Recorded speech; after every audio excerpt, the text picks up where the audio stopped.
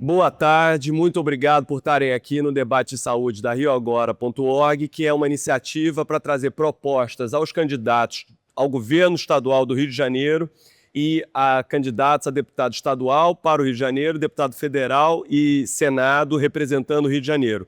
Nossa ideia é reunir propostas de maneira integrada, tanto para o Executivo quanto para o Legislativo.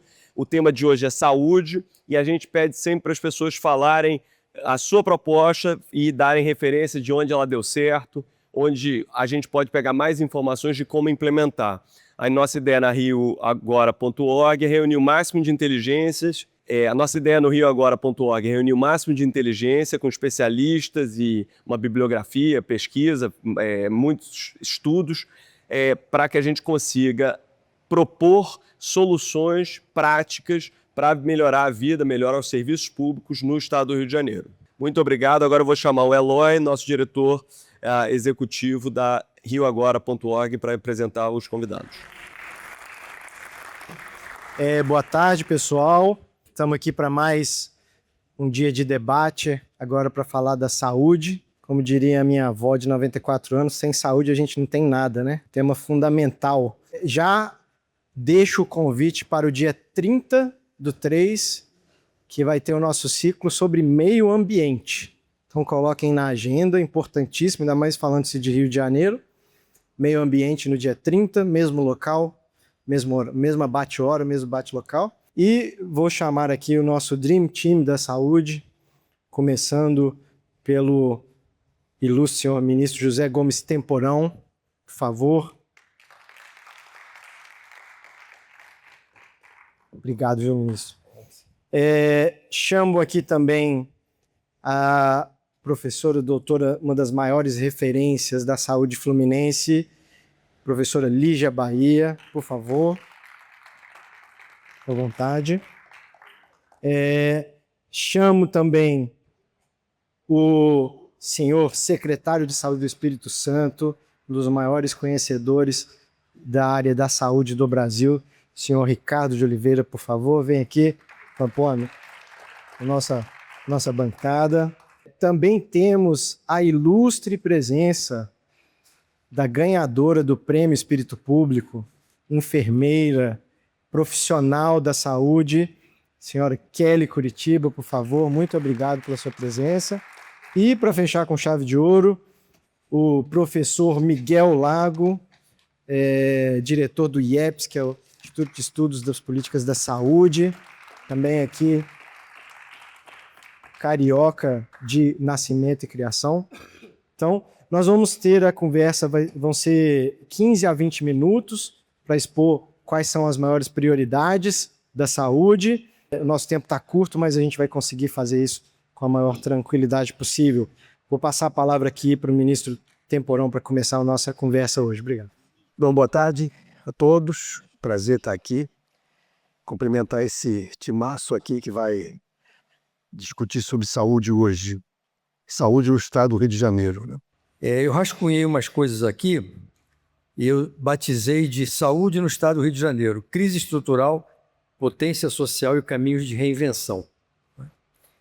E porque o Rio, quando a gente olha para a trajetória da saúde em sentido amplo do Rio de Janeiro, né, a saúde sempre foi campo de disputa política, social e econômica, né? Desde o ciclo sanitarista lá de Oswaldo Cruz, as grandes transformações dos sanitaristas desenvolvimentistas, depois com Wilson Fadul no governo João Goulart, mais recentemente o movimento da reforma sanitária brasileira, que teve no Rio de Janeiro um dos seus centros mais importantes, com a Escola Nacional de Saúde Pública, o Instituto de Medicina Social, junto com São Paulo e Bahia, configuraram os três principais centros naquele momento, né, de pensamento da reforma sanitária.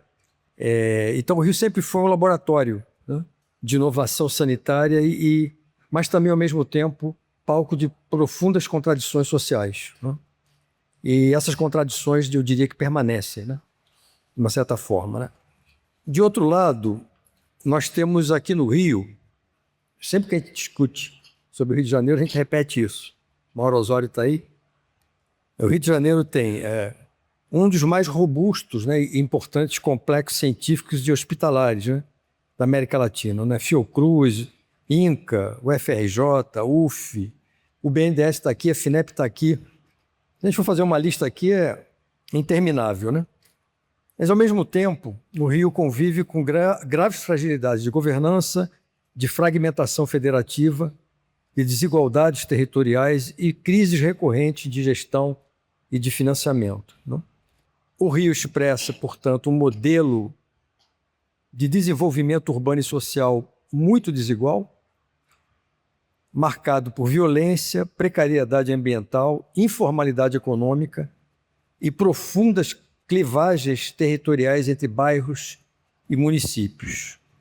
Então, discutir a saúde do Rio nesse contexto, olhando para as eleições de outubro, né, nos obriga necessariamente a repensar esse modelo de desenvolvimento, esse modelo de organização do espaço urbano, da economia e da própria democracia, né?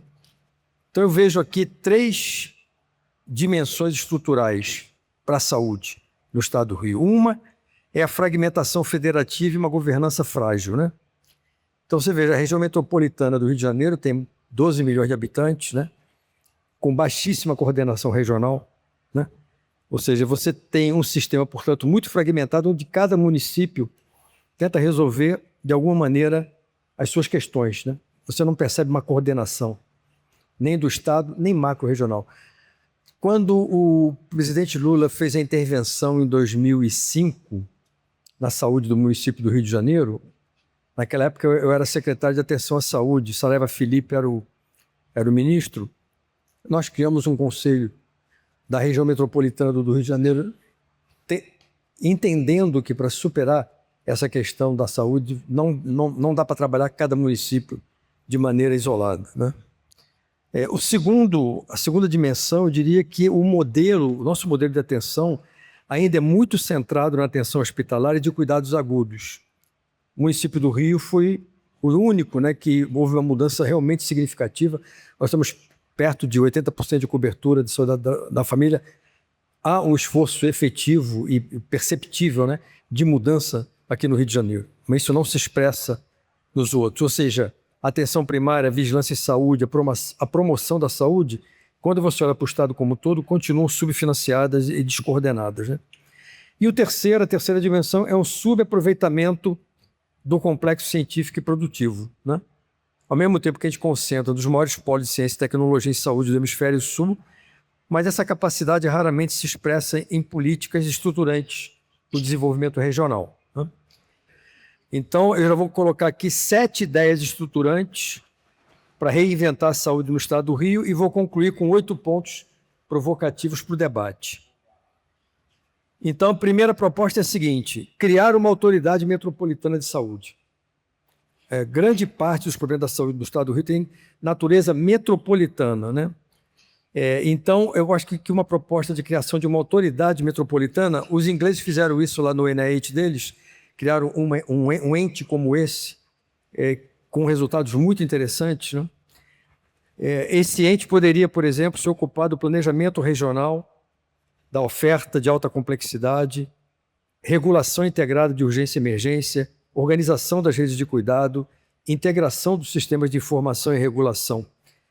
Claro que esse ente não substitui os municípios, mas ele permitiria uma governança regional mais racional para problemas de saúde que demandam uma coordenação que transcende os limites municipais. Segunda proposta: transformar o Rio em capital latino-americana da inovação em saúde. Por quê? Porque o Rio tem essa singularidade, né? A gente concentra aqui os maiores ativos científicos em saúde do país e do continente, né? Quando a gente olha para a Fiocruz, para as universidades, para os hospitais universitários, para a rede federal, para os centros de pesquisa, para órgãos de financiamento, para o BNDES, etc., né? Nós teremos uma base para criar um sistema de inovação biomédica, né? Em biotecnologia e vacinas, em saúde digital e inteligência artificial, em equipamentos médicos, em novos modelos de atenção e de gestão. Ou seja, aqui a proposta é que a saúde seja vista como um dos principais vetores de desenvolvimento econômico regional. Terceira proposta: criar distritos de saúde, cultura e bem-estar nas periferias, né? Porque a saúde, evidentemente, obviamente, não se limita a rede assistencial, né? Uma proposta inovadora seria desenvolver distritos territoriais de saúde e cultura, integrando a atenção básica, né? Saúde da família, centros culturais e esportivos, universidades com projetos de extensão e iniciativas comunitárias. Esses espaços poderiam ser compreendidos como laboratórios vivos de promoção da saúde, combinando cultura, educação, esporte, saúde mental e prevenção da violência também. O quarto é exatamente um tema que eu discuti muito com o Tarso Genro, quando eu estava no Ministério. O Tarso era ministro da Justiça e, infelizmente, isso não só não andou para frente, como hoje eu diria que esse é um dos pontos mais vulneráveis do campo progressista, que é a situação da violência urbana. Eu publiquei algumas semanas atrás um artigo que fala das relações entre violência e saúde. Não apenas a violência que se expressa nas cenas terríveis que a gente acompanha, mas num outro tipo de violência mais subliminar, mas ela é cotidiana, ela é persistente, ela é cotidiana, ela se expressa no transporte público, no atendimento, no serviço de saúde, nas escolas, no dia a dia, nos bairros, nas moradias.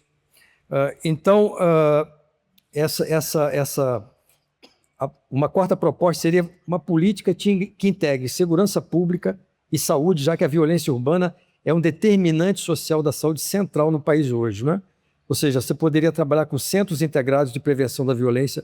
Os próprios agentes comunitários de saúde podem ser capacitados para perceber e detectar precocemente situações de violência na família, nas residências, né?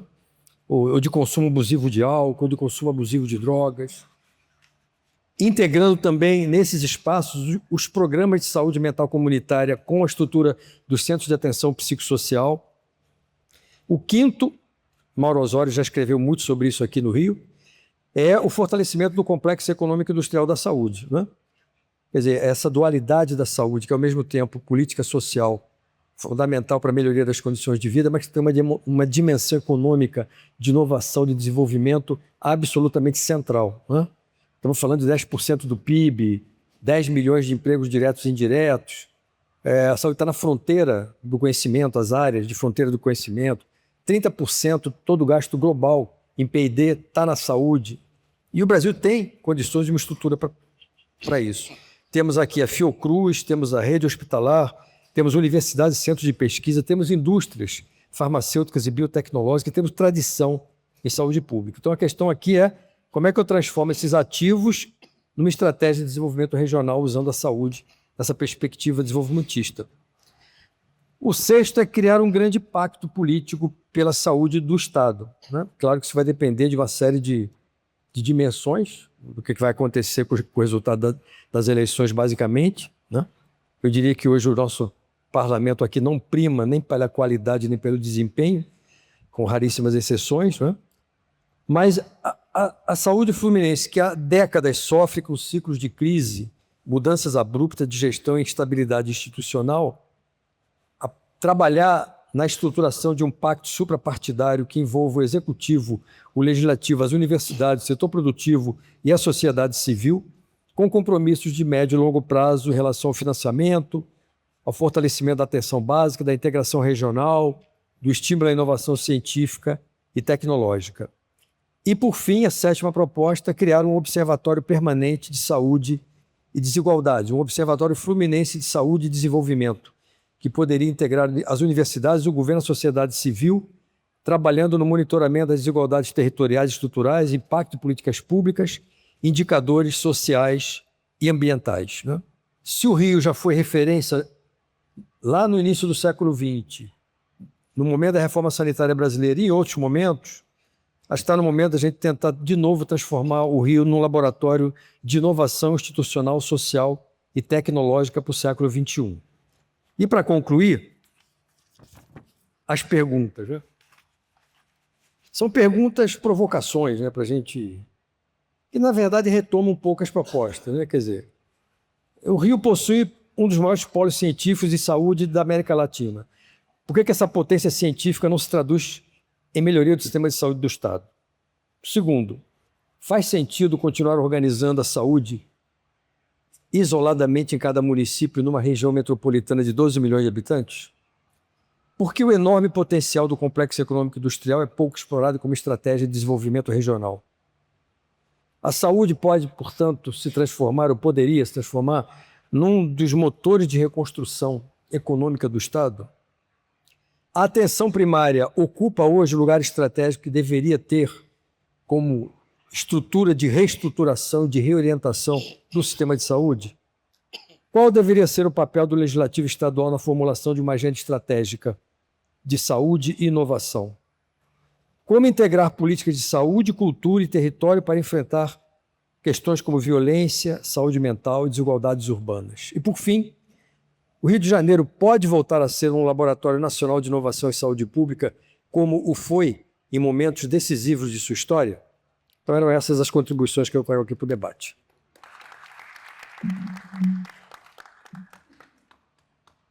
Então, boa tarde a todos e todas. Muito obrigada pelo convite, Guilherme, Eloy, todo mundo no Instituto República. Para mim é um prazer enorme estar aqui nessa mesa que só tem craque e duas mulheres, né? Eu e Kelly, então é muito bom também. Eu preparei uma apresentação rápida.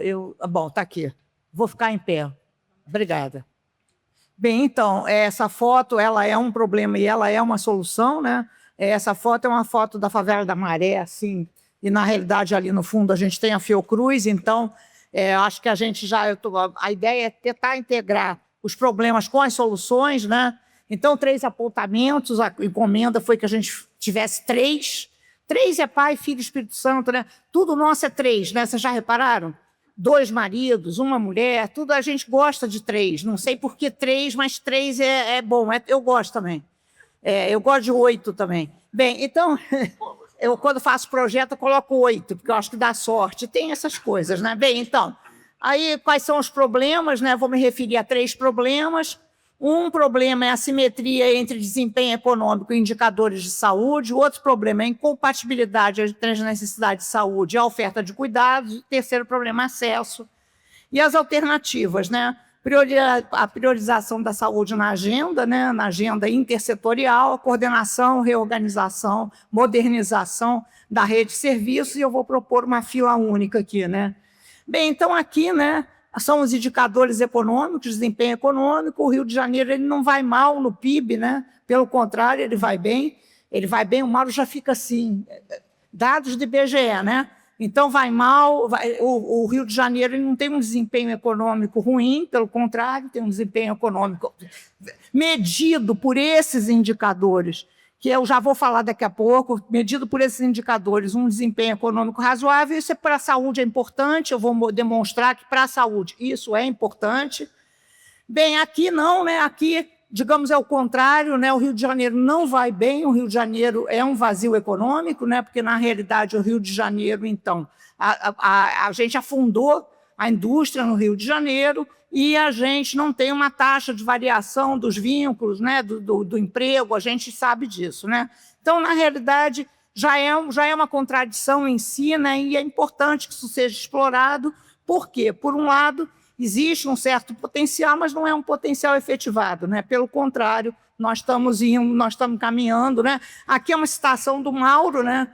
Então, Mauro, eu fiz uma síntese aqui, tirei uma frase, coloquei outra, mas, de qualquer maneira, a ideia é que a gente precisaria ter um projeto integrado de desenvolvimento econômico e social no Rio de Janeiro. Enfim, então, estou passando rápido aqui para chegar logo na saúde, né? Então, veja, por que eu estou me referindo a isso? Porque nós, na saúde, costumamos associar saúde com renda. Isso, digamos assim, é uma prática costumeira das pesquisas em saúde. Saúde tem a ver com renda, não apenas, por exemplo, o Japão não é o país com maior renda, mas é o país com a maior esperança de vida. Não é o país com o maior PIB, não é o país com a maior renda per capita. Entretanto, existe um limiar. E essas associações, elas não são associações válidas, e há uma simetria, né? O Rio de Janeiro ele tem renda, mas a saúde no Rio de Janeiro, vejam, olha só a expectativa de vida no Rio de Janeiro. É o 10º lugar. E isso é incompatível com o desempenho econômico. Então, nós precisamos falar sobre isso, nós precisamos conversar com os candidatos, nós precisamos evidenciar que poderia ser melhor. Nós podemos mais, com essa... no presente, nós podemos mais. É muito importante a gente trazer essas evidências, não é? São evidências que estão aí para a gente. Bom, enfim, então, também vou passar rápido, né?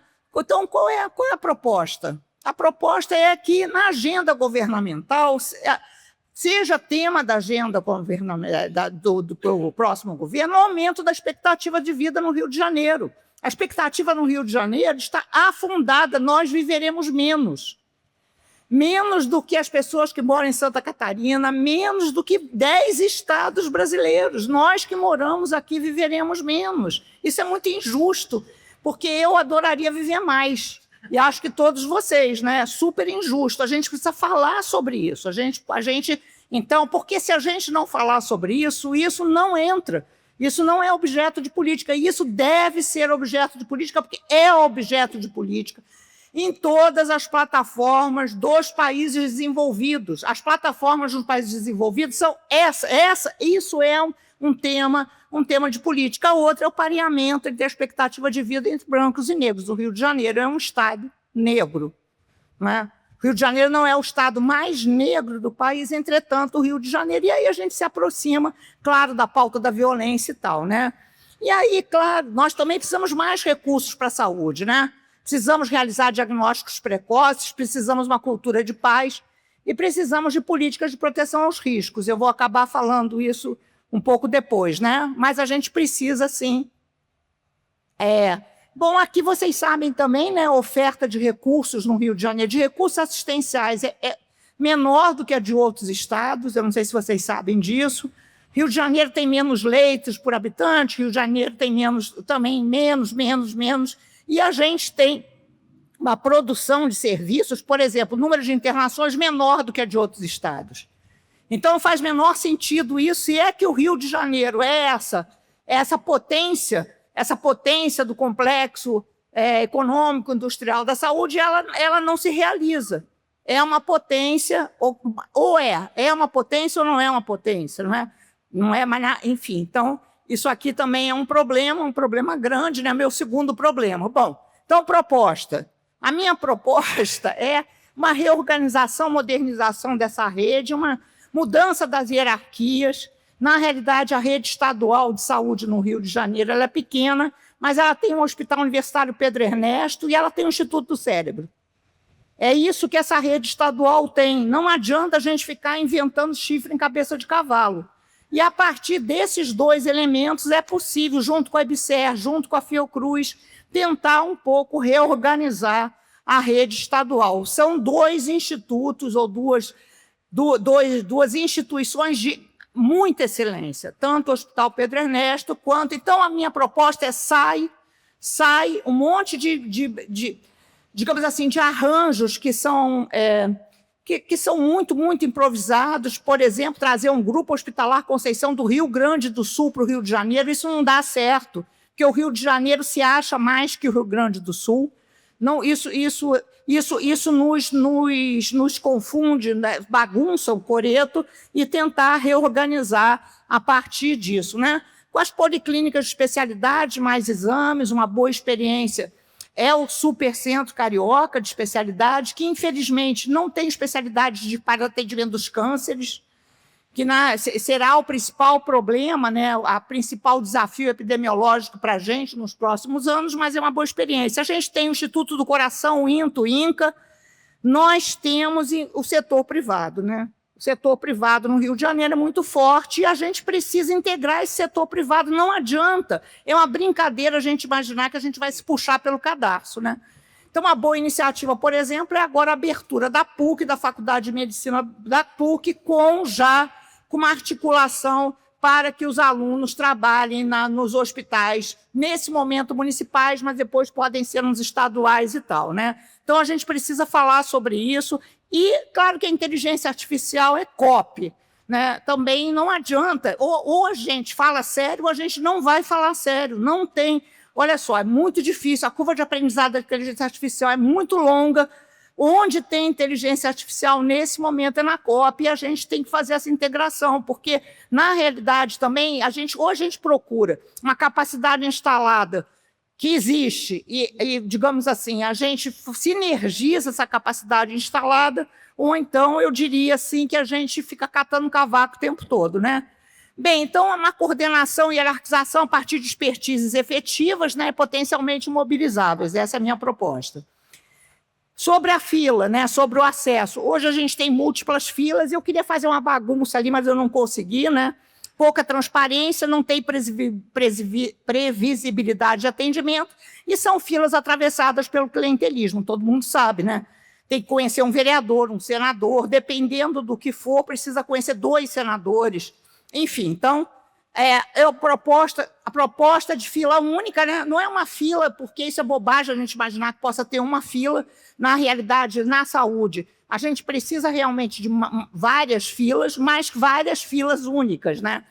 Com módulos para usuários, tal como hoje existe no NHS, né, no Sistema Nacional de Saúde inglês, que inclusive os usuários reclamam.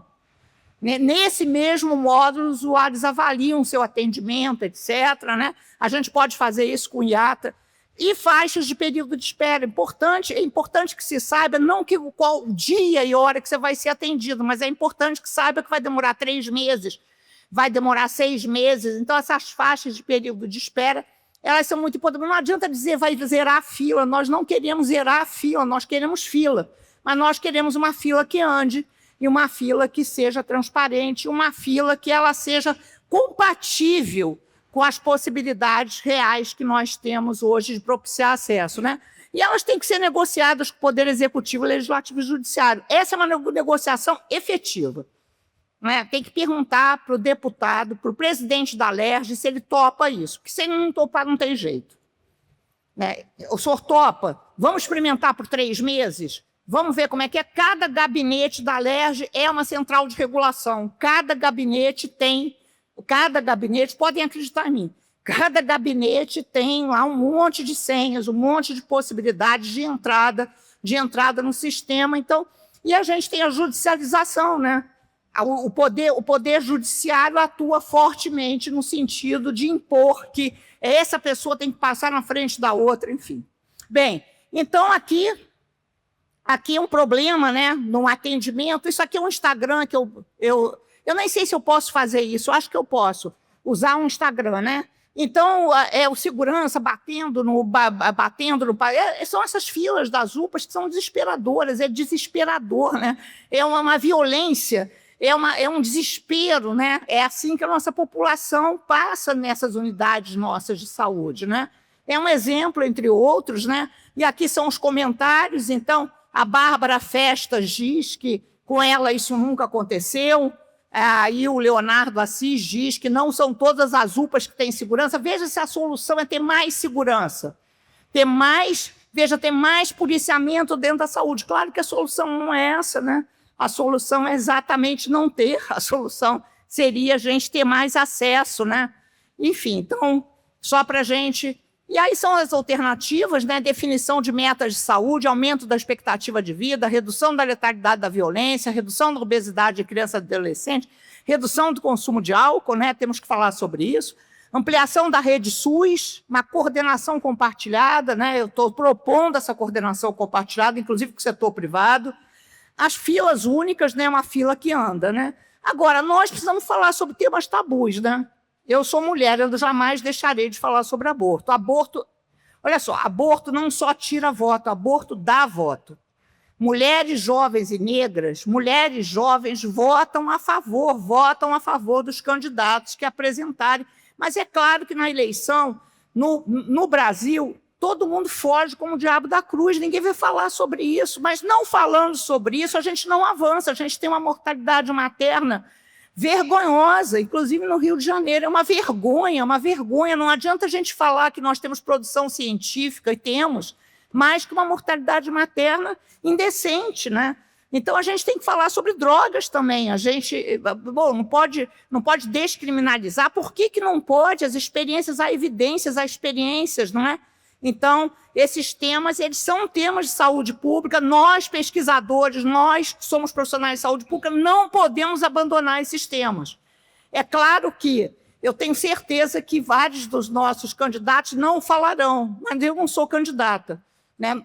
Vários de nós aqui, nós não somos candidatos, nós precisamos levar essa agenda e preservar essa agenda, né? A administração do SUS, né? E aqui eu vou falar desse outro lado aqui, né? O que a gente tem no Rio de Janeiro? A gente tem duas potências. A gente tem o doutor Luizinho, que é de uma coalizão política, e nós temos o doutor Sorães, dois doutores, se chamam assim, o nome deles de urna é doutor, são eleitos como doutor, não são eleitos como professor, são eleitos como doutor. Então, são dois doutores, né, doutor médico, e são coalizões políticas diferentes. Ambos foram muito bem votados nas últimas eleições, certamente vão repetir uma performance muito boa em termos de desempenho eleitoral. O doutor Luizinho atua mais na Baixada Fluminense, e o doutor Sorães é o secretário municipal de saúde do Rio de Janeiro. Enfim, então nós temos isso, né? E nenhum dos dois é capaz de botar o guiso no gato na Alerj. Não, né? A Alerj manda e desmanda na saúde no Rio de Janeiro, mas manda e desmanda a ponto de, digamos assim, de tirar o chefe da enfermagem do Hospital Y. É alguma coisa assim no micro, é no macro poder, mas também é no micro poder. Então, a pergunta é quem vai colocar o guiso no gato, né? Da Alerj. Bom, eu que não sou, né? Bom, também não, bom, enfim. Mas a gente também tem um outro detalhezinho que parece um detalhe, mas eu acho que não é. É assim, nessa entrechoque entre os doutores, doutor A, doutor B, o que foi acontecendo foi uma gestão de ambos, né? Tanto da Secretaria Estadual quanto da Secretaria Municipal, que ela é muito, digamos assim, de centro, né? O elemento jacobino da saúde pública, o pessoal que batalha, que é feminista, que é, enfim, que está no movimento negro, que está no movimento da saúde mental, não entrou. Então, hoje a gente tem duas secretarias que elas são muito assim, rarefeitas de esquerda.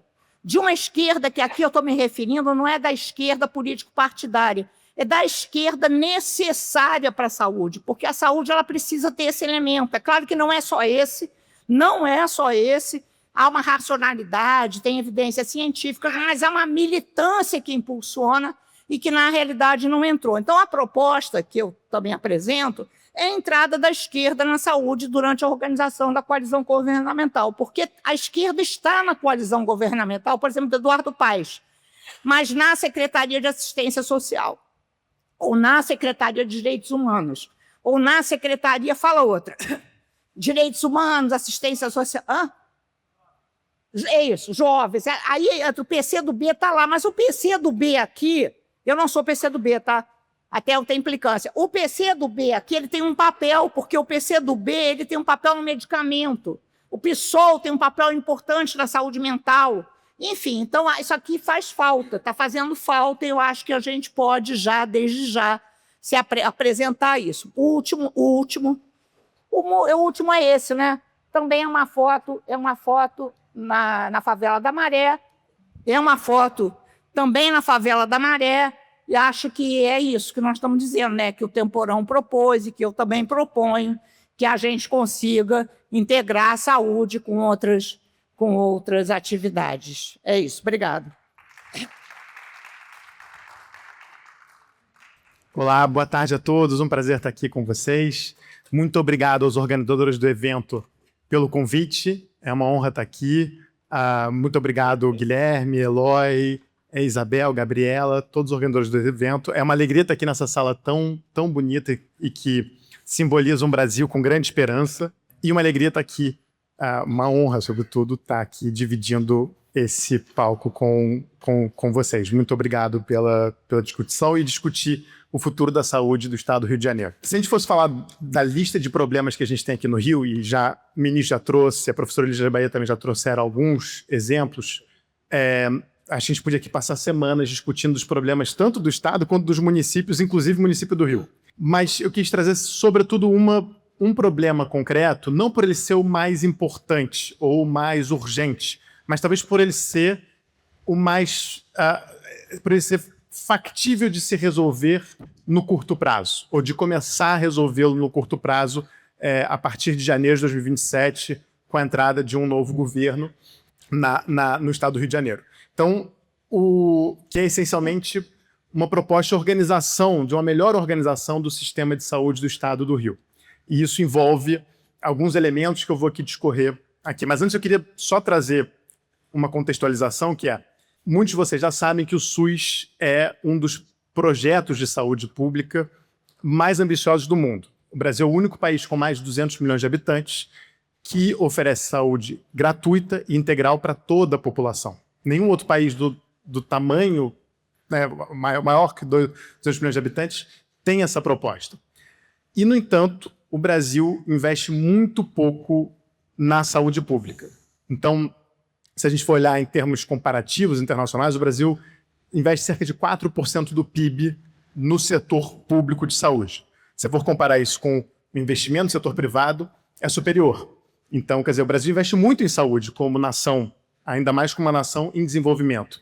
Mas o nosso investimento no setor privado, que atende uma parcela muito menor da população, é, digamos, destinatário de mais recursos do que o setor público de saúde. E ainda a título de comparação, o Brasil, apesar de ter o sistema talvez mais ambicioso do mundo, porque se propõe a dar saúde integral e gratuita para todos os mais de 200 milhões de habitantes, o Brasil investe em patamares do que investe o Peru, por exemplo, que não tem... Peru um pouco menos, mas mesmo assim, a gente está mais próximo do Peru do que da Espanha em termos de investimento de porcentagem do PIB. E o Peru é um país que não tem direito à saúde universal, que tem um sistema extremamente precário, que foi testado na pandemia e que foi um desastre, apesar de decisões muito corretas por parte da liderança política na época, mas foi provavelmente o país mais afetado na América do Sul, porque não tinha um sistema de saúde organizado, etc. Se você olha para a Espanha, por exemplo, que tem uma trajetória parecida com o Brasil, de transição da ditadura para a democracia, da universalização da saúde muito recente, um sistema muito parecido com o SUS, em termos de organização e de lógica própria.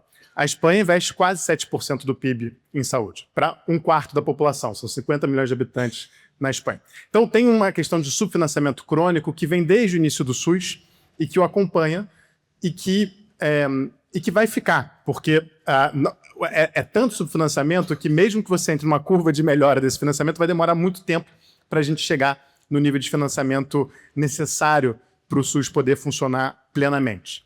Mas, ainda assim, nesse cenário de subfinanciamento, foi possível fazer coisas extraordinárias com o SUS. E aqui temos o ministro como prova viva de resultados extraordinários na saúde durante a gestão dele. Temos também exemplos a nível local, de grandes ganhos de eficiência na prestação de serviço. Temos aqui o secretário como um exemplo disso na sua atuação no Estado do Espírito Santo. E, portanto, é a missão na saúde do próximo governador tirar leite de pedra, porque é essa a situação em que se encontra. É com essas laranjas tentar fazer o melhor suco possível. Então, essa procura por uma maior eficiência com que a gente já tem é absolutamente necessária no próximo governador.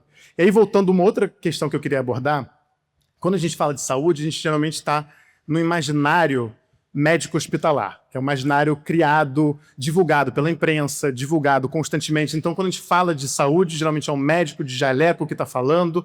Quando a gente fala pensando no hospital, é pensando no remédio.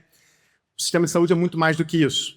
Mas esse imaginário da saúde, ele nos induz bom, então você está construindo mais unidades, mais centros, mais hospitais ou mais médicos.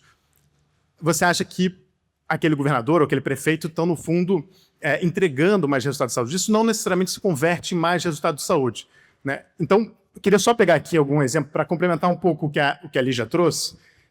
Do estado do Rio de Janeiro, o Rio de Janeiro dispõe de infraestrutura pública de saúde, né? Quer dizer, acho que a Lígia colocou muito bem que quando a gente olha para os leitos SUS, a gente está atrás de vários estados. Mas ainda assim, se a gente for pegar um parâmetro mínimo, um indicador mínimo, que seria de leitos de UTI de SUS por 100 mil habitantes, que o Ministério da Saúde preconiza que a gente tenha pelo menos 10 leitos UTI SUS para uma população de 100 mil habitantes, todas as regiões de saúde do Rio de Janeiro cumprem com essa meta mínima, digamos assim. Então, isso não é pouca coisa. Tem muito estado que não consegue cumprir. Vocês pegam o Amazonas, por exemplo, não tem nenhuma região de saúde que consegue cumprir com isso, nem Manaus. Então, o Rio de Janeiro tem uma infraestrutura que existe. Ela pode ter problemas de qualidade, ela pode ter problemas diversos, ela tem problema também de distribuição dentro dessas regiões, mas o fato é que, se a gente olha esses indicadores hospitalares, a gente tem hospitais. A gente também tem, pensando ainda no imaginário médico hospitalar, a gente tem médicos e tem enfermeiros, de novo, mal distribuídos dentro do Estado, mas ainda assim acima da média nacional, se a gente for olhar a evolução nesses dois gráficos aqui. Então nós temos médicos, temos enfermeiros, temos hospitais. Mas nosso resultado de saúde, e aí complementando o dado dado pela Lígia sobre expectativa de vida, mas tem os dados ainda mais chocantes, na minha opinião, que são a taxa de mortalidade infantil. O Rio de Janeiro tem uma taxa de mortalidade infantil acima da média nacional, o que é inacreditável que um estado rico como o Rio de Janeiro, com a infraestrutura hospitalar que existe, com as condições que a gente tem, ter isso. Quando a gente olha para a mortalidade prematura por doenças crônicas, mesma coisa, estamos muito acima da taxa da média nacional. Então, a gente tem infraestrutura, ela tem vários problemas nessa infraestrutura, mas a gente tem essa infraestrutura e a gente não chega nos resultados de saúde, a gente não melhora. Então, eu trago aqui um tema que é a infraestrutura está mal distribuída pelo Estado, né? Então, a taxa de retenção é um bom indicador para a gente entender como é que os pacientes que procuram serviços de saúde conseguem obter esse serviço de saúde na sua região de saúde, né? Então, o Rio de Janeiro tem 9 regiões de saúde que estão aqui desenhadas nesse mapa, né? Se a gente for olhar a taxa de retenção para internações de urgência, parece elevado, né? Que você tem aqui. Então, quando está dizendo 0,9458, quer dizer que 94,5% das pessoas que procuraram um serviço de internação de urgência, em geral, na média, conseguem ser atendidos dentro da sua região de saúde. As regiões, como vocês podem ver, são grandes, mas é isso. Ainda assim, para uma média geral, é preocupante você ter 5% da população dos pacientes que precisam transitar para uma urgência. Muito provavelmente significa, dependendo da urgência que eles tiverem, que eles vão morrer. Se a gente olha para neoplasias, então, aí o dado é muito mais chocante. Só a região metropolitana do Rio, a 1, que é basicamente o município do Rio e a Baixada Fluminense, e essencialmente é o município do Rio, não é a Baixada, que tem uma taxa satisfatória. Se você for olhar para a metropolitana 2, que é Niterói, São Gonçalo, Itaboraí, e se você for olhar também para toda a região dos lagos, na realidade você tem 32% dos pacientes que precisam sair da sua região para conseguir uma internação de urgência por neoplasias. Então, cânceres, tema que Lígia também estava trazendo. Isso, se a gente olhar para dados ambulatoriais, eles também estão presentes. Então, hemodiálise, por exemplo, também níveis muito impressionantes. Hemodiálise você tem que fazer geralmente 3 vezes por semana. Então, você pensar, você tem pacientes que têm que se deslocar 3 vezes por semana para poder fazer esse tipo de atendimento, é muito grave. Então, o elemento da saúde você tem muita infraestrutura de saúde, mas muito concentrado na capital, e você tem um problema muito grande de distribuição dessa infraestrutura e uma má governança dessa infraestrutura.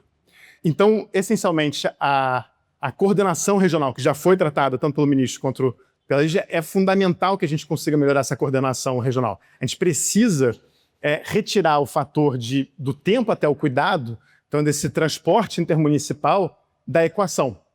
A gente precisa ter uma regionalização efetiva, que funcione, que tenhamos regiões que sejam suficientemente adaptadas para oferecer a quantidade de serviços que são necessários. Isso é algo possível.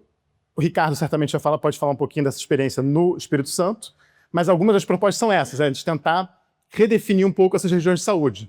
A gente tem regiões de saúde no Rio, que vocês podem ver, muito díspares, por exemplo, em termos de população. Você tem a Bahia e Ilha Grande, você vai ter...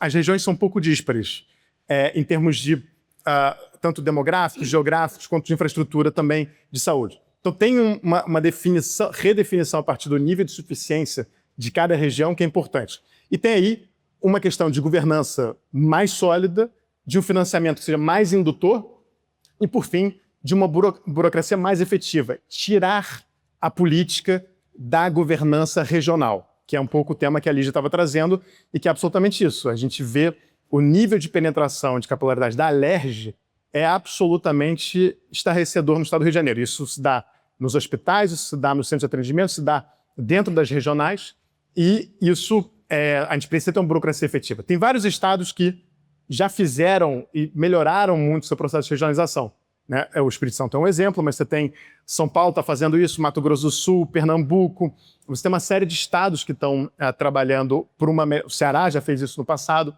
Então, a gente acredita que melhorando a regionalização dá para colocar o que existe à disposição realmente dos pacientes com mais eficiência. E aí acho que tem outros elementos importantes na organização do cuidado que são também não menos importantes, que são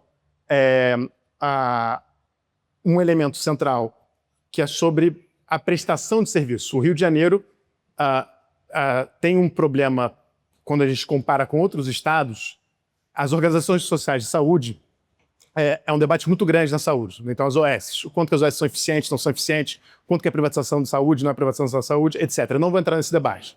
A questão é, as OS no Rio de Janeiro não são devidamente reguladas. E aí eu falo do estado e do município do Rio de Janeiro. Não existe regulação efetiva às OS no Rio de Janeiro. E não é à toa que a gente vê tanto casos de OS virando casos de polícia. Isso é uma mudança fundamental que precisa acontecer. Precisa melhorar o desenho dos contratos, precisa melhorar a transparência dessas OS. Tem uma questão fundamental e que está diretamente ligada à questão política. No Rio de Janeiro, um diretor de OS continua sendo nomeado por um vereador, pelo deputado estadual. Não são nomeações técnicas, são nomeações políticas sempre. E que passam através da Secretaria Municipal, da Secretaria Estadual, constantemente. Então, a penetração da política é muito séria dentro de todas as instâncias da saúde. E aí é uma reflexão mais geral que eu queria fazer. O Rio de Janeiro teve uma sorte enorme por ter sido capital. Antes do SUS, nós tínhamos um sistema certamente que não era universal e certamente não era bom o suficiente, mas o pouco de sistema público que existia sobretudo nessa cidade. Então, o governo federal, institutos federais construíram uma infraestrutura para o estado do Rio de Janeiro, que ficou depois que a capital foi embora. Então, a gente, com o imposto de todos os brasileiros, nós nos beneficiamos de uma infraestrutura muito grande. E, no entanto, temos, como muito bem apontado pelo ministro, pela professora, uma comunidade científica extraordinária aqui no Rio de Janeiro, no campo da saúde. E, no entanto, a nossa classe política não foi capaz de entregar o mínimo de qualidade e dignidade para a população. Então, a gente tem um problema sério de uma classe política no estado do Rio de Janeiro, e isso atravessa os governos, não tem um governo específico, não é só esse governo atual, é constante, e a classe política não tem tido a capacidade, como em outros estados teve, de olhar para essa sorte fantástica que foi, olha tudo que os brasileiros financiaram para que os cariocas e fluminenses pudessem ter uma saúde melhor e colocar isso para jogo. Então, menos políticos na saúde do Rio de Janeiro é fundamental. Menos políticos, eu digo, menos políticos com os objetivos, evidentemente, escusos e fisiológicos. É isso. Obrigado. A oportunidade de estar aqui numa mesa, né, com pessoas que eu admiro, dois professores aqui, a Lígia e o Temporão, que são inspiradores aí da saúde. A minha apresentação aqui é um pouco... converge com o que foi dito, né? Mas é um olhar um pouco da prática, né? Que é a experiência que eu tive, né, na aplicação da teoria e dos conceitos que eles aí desenvolveram, né? Eu sou um leitor aí desses autores aí em relação ao modelo de saúde, e até porque eu não era da área, né? Virei secretário lá e tive que efetivamente estudar para entender o que é, e a referência, estão aqui duas grandes referências em relação à saúde, né? E olhando para a questão de governo, quer dizer, né, que é a experiência que eu tive, como é que você faz, como é que se organiza essa prestação de serviço, eu dividi aqui um pouco a apresentação em duas partes, né? Na primeira parte, alguns desafios, né, que eu vejo em relação à gestão da saúde, e na segunda parte, a proposta que eu considero que pode ajudar muito a saúde do Rio de Janeiro, como está ajudando no Brasil, vou mostrar aqui. Ela incorpora tranquilamente, vocês vão perceber, tudo que foi dito aqui, tanto pela Lígia, quanto pelo Temporão e pelo Miguel. As preocupações que foram colocadas, né? E como é que se traduz na prática alguma proposta que eu acho que incorpora grande parte disso. Por que grande parte? Porque a questão política não está aqui nesse debate, infelizmente. Então, nós vamos resolver isso aqui. E esse é o problema grave do Rio de Janeiro. Né? Esse é o problema grave do Rio de Janeiro. Vocês perceberam aqui que quem estuda vai apresentar uma série de soluções interessantes, óbvias, né? Mas com a bandidagem instalada na política do Rio, é complicado de você conseguir sair do outro lado. Não é isso? Porque o compromisso público não é o compromisso público, infelizmente. Então, sim, esse é um problema. Esse é um problema grave, né? Para a política pública de saúde ou qualquer outra política. Né? No caso aqui, nós estamos discutindo a questão da política pública de saúde. Já foi dito aqui, mas eu sempre registro isso. Primeira coisa, a criação do SUS provavelmente, talvez seja a maior reforma da gestão pública que esse país já fez. Né? As pessoas que participaram disso, temos aí 2 exemplos aqui, foram visionários disso. Né? Pensaram um sistema com alguns princípios, com algumas diretrizes de organização, que até hoje estão inspirando a montagem da estrutura da organização das políticas públicas no Brasil. Primeiro foi o assistente social, criar um sistema igual ao SUS.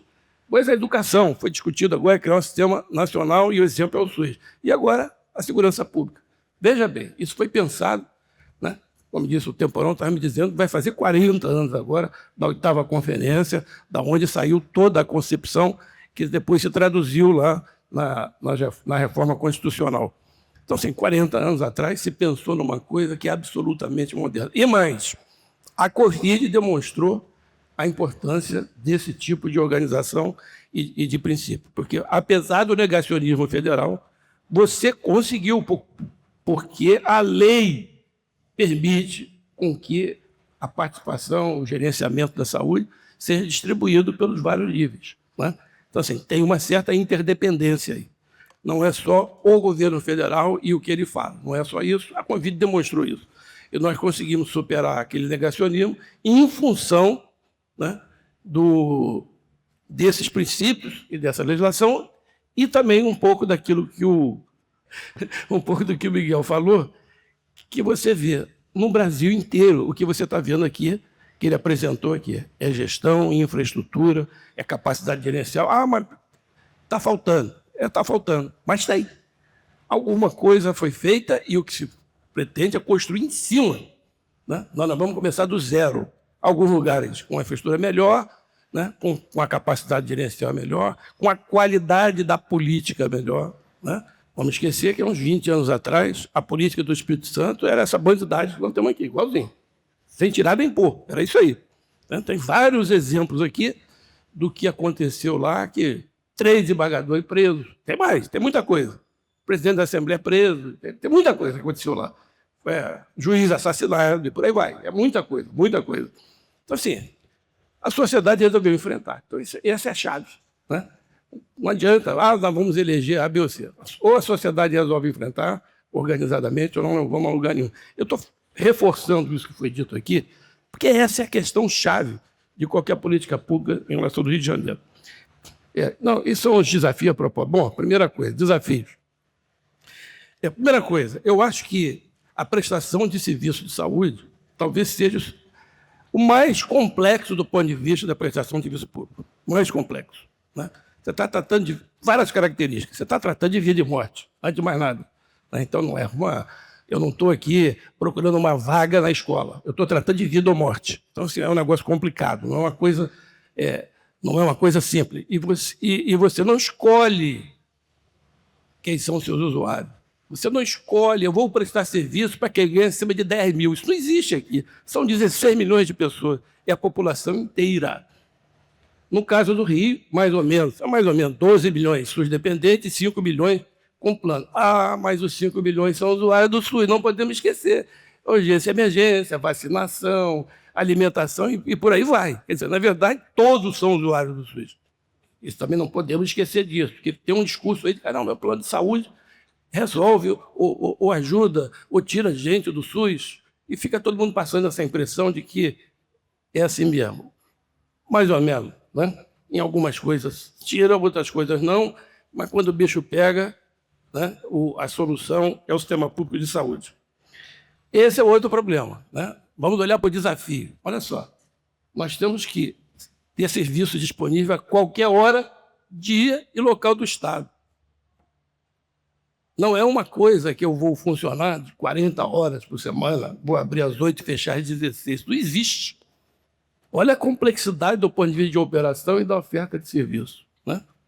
Não é uma coisa simples. E você tem que ter, em qualquer lugar desse Estado, onde tiver alguém precisando do atendimento público de saúde, você vai ter que ter gente, você vai ter que ter gente qualificada, infraestrutura, você vai ter que ter insumo, você vai ter que ter capacidade gerencial espalhado pelo Estado. 24 horas, 365 dias do ano.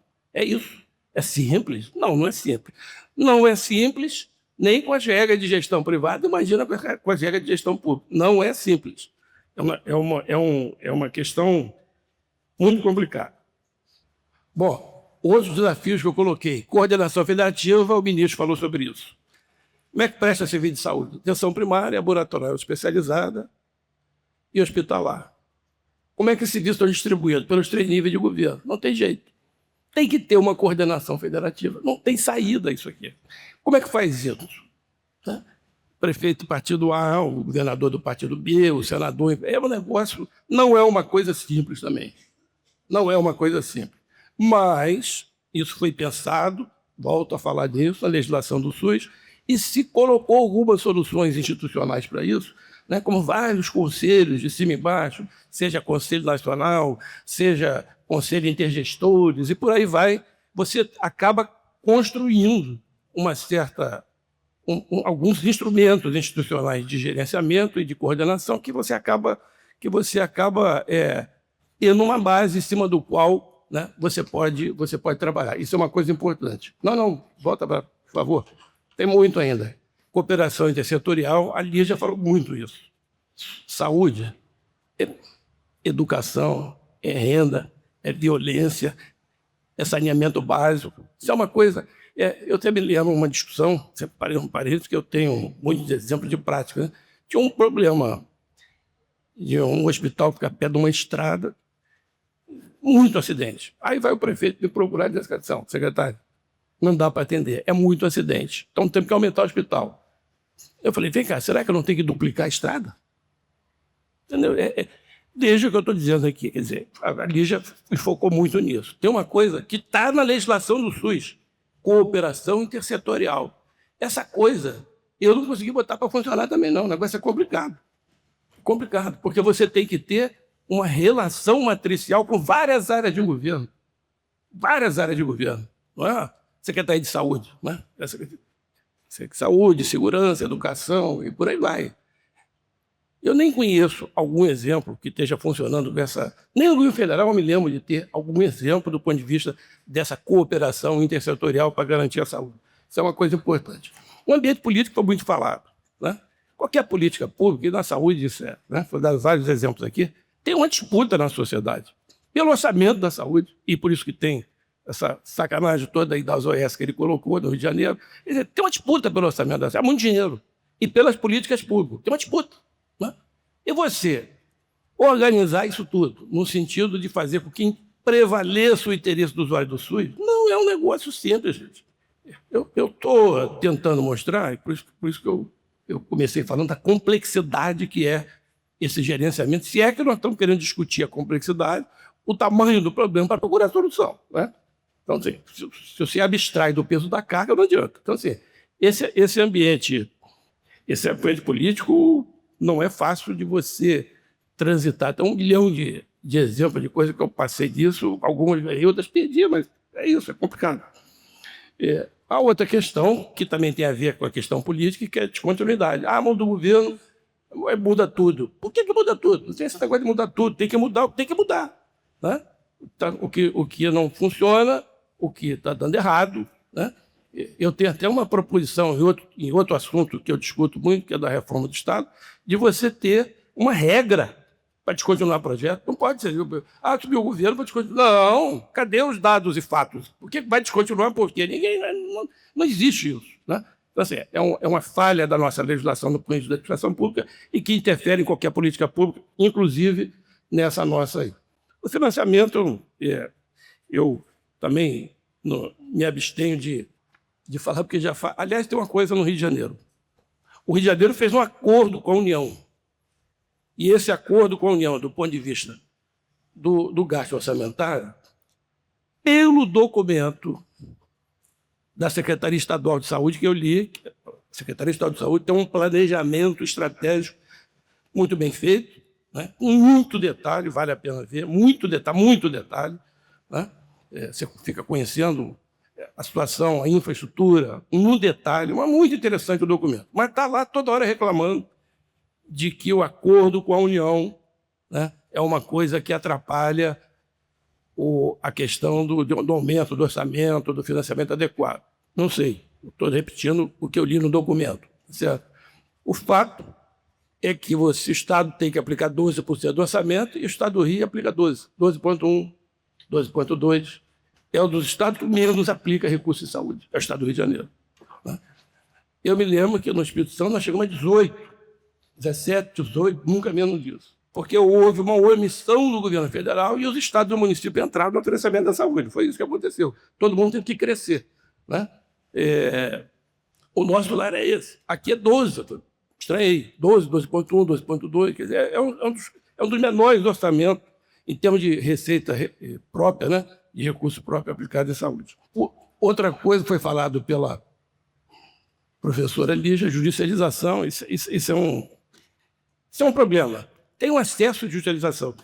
De novo, no documento de planejamento estratégico aqui da Secretaria, eu encontrei um negócio interessantíssimo. Eles criaram uma Câmara de Resolução de Litígios de Saúde, que parece estar funcionando. Em 2013, resolveram 35% dos casos, né, nessa Câmara, sem gerar mais problemas, tanto para o demandante quanto para o Estado. E em 2022 chegou a 57, 46. Quer dizer, então é uma coisa que está funcionando. Né? Da mesma maneira que nós temos que aprender com o exemplo dos outros estados, eu acho que também o Estado do Rio, se isso aí eu também não conheço em detalhe, mas me parece uma coisa importante também para servir de exemplo do Rio para fora. Regra de gestão e controle, eu acho que eu já falei um pouco disso. Quer dizer, é muito difícil você transformar recursos em prestação de serviço com essas regras que nós temos, porque não é resultado, é processo, entendeu? É uma maluquice, nós estamos jogando dinheiro público pela janela, né? Mas muito dinheiro público pela janela. Eu sou engenheiro, faz o integral do que aconteceu comigo lá, meu Deus do céu, estamos jogando dinheiro fora, mas muito dinheiro fora, com baboseira, que eu posso dar vários exemplos aqui, de como é que nós estamos desperdiçando recurso por conta dessa legislação. Só para dar um exemplo, né? Uma das coisas que chama muita atenção é quando você olha assim, como é que é o controle dessa história? Eu não sou exceção à regra, não fui exceção à regra. Tribunal de Contas da União tem que responder. Tribunal de Contas do Estado tem que responder. Ministério Público Federal tem que responder, porque tem recurso federal e tem recurso estadual. Ministério Público Estadual. Judiciário Federal. Judiciário Estadual. 6. Acabou? Não. Tem muito mais. É uma maluquice.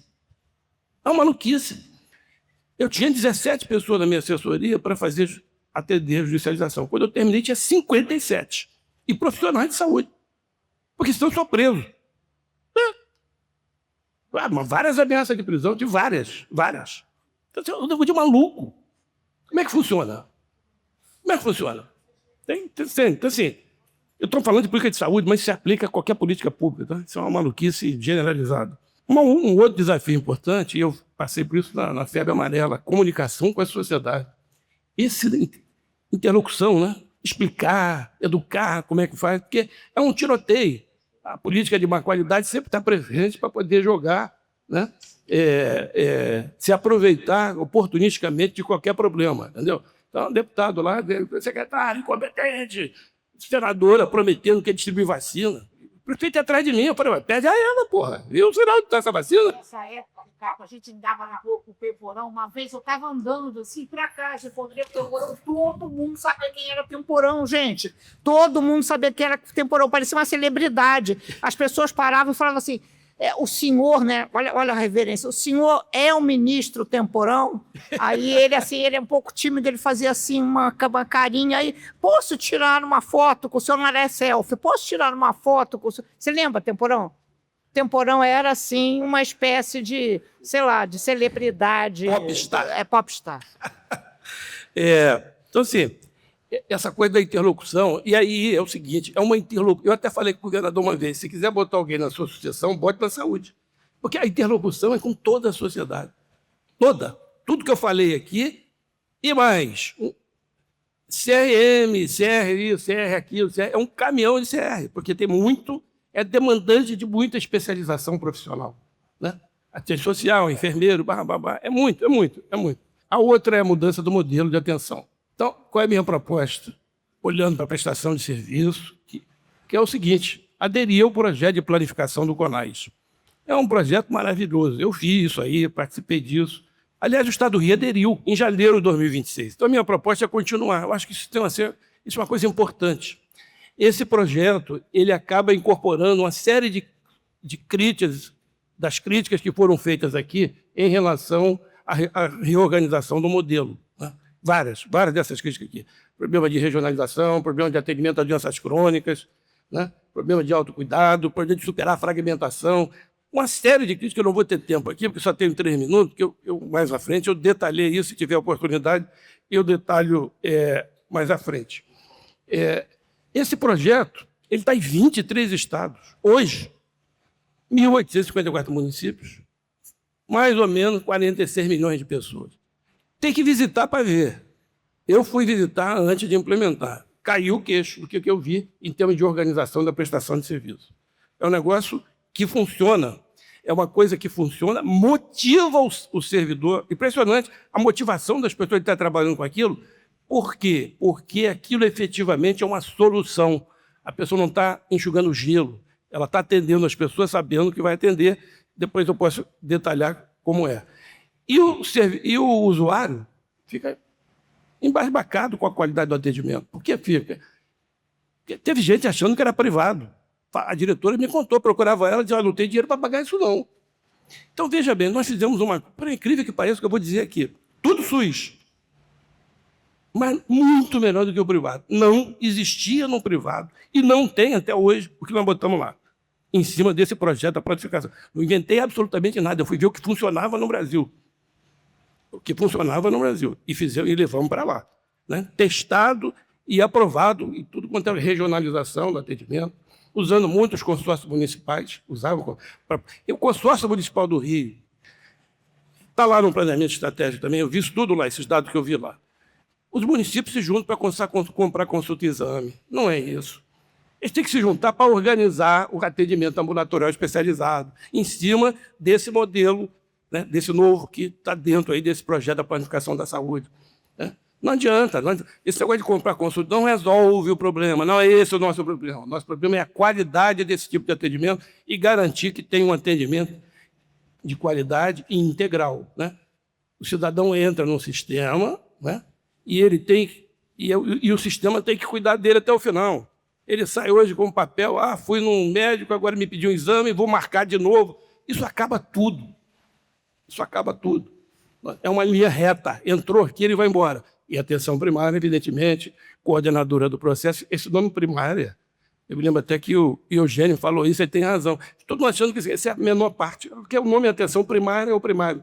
É a parte mais importante. Até onde eu aprendi, 80% da demanda de saúde resolve na atenção primária. Tem gente que, alguns intelectuais da saúde aí questionam esse número, mas eu vi isso várias vezes. 80% resolve na atenção primária, 15% na especializada, 5% no hospitalar. Organizou os 2 primeiros níveis, 95% do problema. E mais, com impacto na fila. Porque, outra coisa, fui aprendendo, né? Uma confusão na porta de hospital. O que é isso? 60%, 70%? No caso específico. Não tinha que estar aqui. Eu falei: por quê? Não tem resolutividade na atenção primária. 60%, 70%. Então, veja bem, se você organiza a atenção primária, o que vai acontecer? né, as filas vão cair fragorosamente, porque você está resolvendo um atendimento, às vezes um atendimento básico, que a pessoa não tem, né, porque não tem infraestrutura. O Temporão acabou de dar o dado aqui, que o município do Rio de Janeiro, né, agora conseguiu chegar a 80% do atendimento de atenção primária, mas não é verdade no estado como um todo, tá certo? Esse é um outro problema do Rio de Janeiro, que ele também colocou, que é o problema das regionalidades. Tem que olhar isso também, porque tem desnível regional muito forte. Em resumo, a planificação é a estratégia de organizar o sistema a partir de rede de atenção, com foco nas necessidades de atenção, que a Lígia falou disso.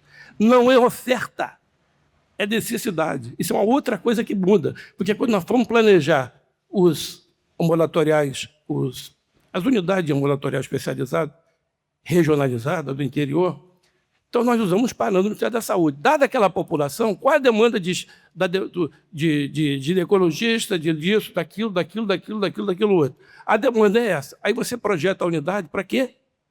Para 100% da demanda. Ué, cadê a fila? Pois é, hora marcada. Que coisa maluca, hora marcada. Então, assim, organizamos municípios, né? 10, 15, 14 municípios. Eles estão organizados em torno de uma unidade ambulatorial especializada. Quem vai ser atendido às 7 horas? O grupo das 7 chega às 7. O grupo das 9 chega às 9. E assim sucessivamente, com toda uma qualidade diferente de atendimento. Então, assim, uma última coisa que eu vou falar, quer dizer, é o negócio do plano de cuidado. O que é isso? Bom, um dos objetivos é incentivar o autocuidado. Sem autocuidado, doença crônica, você não vai a lugar nenhum. Então, assim, essa unidade ambulatória especializada é preparada para isso. A pessoa passa por todos os médicos que ele precisa passar e todos os profissionais que ele precisa passar, tipo nutricionista, farmacêutico, preparador físico, etc., etc., e sai com um plano de cuidado detalhado para cada coisa dessa, negociado com ele. Quando ele volta para a atenção primária, esse plano vai junto e é administrado na atenção primária de referência. Isso é uma inovação, uma coisa impressionante. E muito mais outras coisas que fica para depois. Obrigado.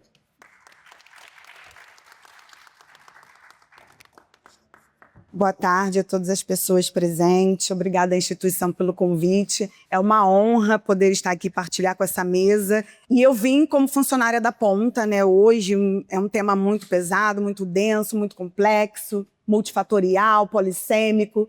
E um dia depois do Dia Internacional da Mulher, que marca dia de luta, né? De quem veio antes da gente, da luta que a gente tem que continuar. Então, eu desejo para todas as mulheres uma sociedade melhor, né? Que a gente possa ter o nosso direito de ir e vir, de ser e existir do jeito que somos. Então, onde é o meu lugar de fala, né? Eu sou uma mulher trabalhadora do SUS, atuo no acolhimento às pessoas em situações de violência, né? E aí todo o ciclo de vida, mulheres, crianças e adolescentes, pessoa idosa, população LGBTQIAPN+, na Sala Lilás do ML Campo Grande. Eu atuo há 10 anos, né? Faço parte da primeira sala, inaugurada em 2015, no estado do Rio de Janeiro, no ML Centro, do atual Afrânio Peixoto, e depois a segunda Sala Lilás, no PRPTC de ML Campo Grande, em 2018. Né? E auxiliando aí a implementação em outros municípios. Né? E eu também trago esse lugar de fala das trocas dos profissionais de equipe multidisciplinar, da rede intersetorial, nos encontros de rede que nós possuímos e das demandas das mulheres e das mães que eu acolho diariamente. Então, obviamente, a gente, quando fala de violência, dentre outras questões, né, variáveis, nós pensamos em dados. Então, violência em números. O que dizem os dados? Esses dados são do Fórum de Segurança Pública de 2026, foram dados parcialmente publicados. Então, eu também vou usar dados do ano passado, né? E aí, como nós sabemos, a violência de gênero, violência contra a mulher, ela é um agravo, né, de notificação compulsória que se reverbera em um grande problema de saúde pública, reconhecido pelo Ministério da Saúde, a Organização Mundial de Saúde, e descrito por especialistas e autoridades como uma epidemia do feminicídio e violência de gênero, cujos dados são alarmantes. Então, os dados de 2025, é sempre assim, o ano sempre consegue ser pior do que o ano passado. Sempre que publicam os dados, eles sempre falam, né? o maior da história, né? E aí, sim, são os nossos registros, as nossas notificações, as denúncias. Sim. E aí registraram uma mulher estuprada a cada 6 minutos, né? E a cada 6 horas uma mulher é morta por ser mulher. Então, ano passado foram registrados 83 mil estupros no ano de 2025, que dá uma média de 227 por dia, e 70 por caso são estupro de vulneráveis, menores de 14 anos incompletos, ou 13 anos, 11 meses e 29 dias. E foram 1.568 feminicídios em 2025. Os dados são do Fórum Brasileiro de Segurança Pública de 2026. Então, pensando nisso, e aqui eu quero atentar, né, esses dados aqui já são do ano base de 2024, mas o que eu quero atentar para vocês é a dificuldade de produção de provas para punir agressores, tá? Que a gente vê isso no campo da prática, onde das 67.157 perícias sexológicas realizadas em 2024, somente 9,8 resultaram em um laudo positivo. E, partindo disso, eu levantei alguns tópicos para a nossa reflexão e para a nossa discussão, entendendo que aqui é um espaço fundamental da gente compartilhar, enquanto políticas públicas, enquanto projeto a ser apresentado para os nossos futuros candidatos. Então, implementação e ampliação do serviço Sala Lilás, conforme a lei, né, 14.847 do ano de 2024, que institui obrigatoriamente as salas lilás nos serviços do SUS, garantindo atendimento especializado, humanizado, sigiloso e exclusivo a mulheres em situações de violência. Essa é uma lei, nós temos normas técnicas, foi também lançado no passado o Programa Nacional de Sala Lilás, e aí a gente traz para o campo da segurança pública e para o campo do judiciário, né? Padronização do registro de atendimento hospitalar, da classificação de risco, porque nós não temos necessariamente uma classificação de risco quando essa mulher dá entrada na emergência, né? Disponibilização dessa cópia do registro clínico, eu não estou falando do boletim de atendimento médico, eu estou falando da padronização, da evolução clínica que pode servir para essa mulher apresentar, inclusive, como exame pericial indireto, porque nem todas as mulheres denunciam em tempo hábil. Então, essa é uma maneira de se ter essas provas e essa mulher conseguir realizar o corpo de delito dela. E punir o autor. Criação de um prontuário sistema unificado de informações, né, clínica, e de alerta de risco de feminicídio a partir dos dados da saúde. Nós temos o FONAR, né, que é da Segurança Pública e do Judiciário, e por que não pensarmos no da saúde, onde essa mulher ela dá entrada no dispositivo da saúde e a gente consegue ter esses dados compartilhados, não só dentro da mesma esfera governamental, mas as outras esferas governamentais também. Dificuldade de produzir provas para punir agressores nos exames periciais sexológicos. Nós pudemos conferir nos dados de como é difícil, se você não tem materialidade da prova e não tem um nexo causal, é muito difícil se provar. Então, pensando no primeiro tópico, na primeira sugestão, que nem é sugestão, né, é uma lei, mas que ela possa ser ampliada em todos os serviços de saúde, em todas as esferas governamentais.